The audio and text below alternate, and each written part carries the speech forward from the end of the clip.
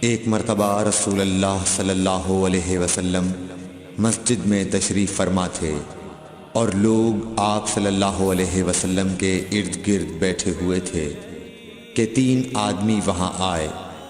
ان میں سے 2 رسول اللہ صلی اللہ علیہ وسلم کے سامنے پہنچ گئے اور ایک واپس چلا گیا۔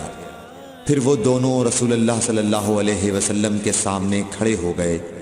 اس کے بعد ان میں سے ایک نے جب مجلس میں ایک جگہ کچھ گنجائش دیکھی تو وہاں بیٹھ گیا، اور دوسرا اہل مجلس کے پیچھے بیٹھ گیا، اور تیسرا جو تھا وہ لوٹ گیا۔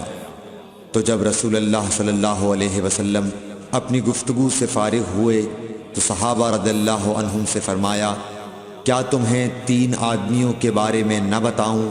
تو سنو۔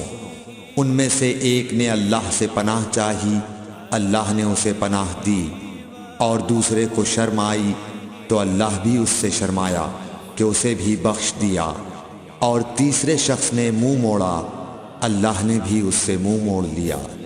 صحیح بخاری حدیث نمبر 66۔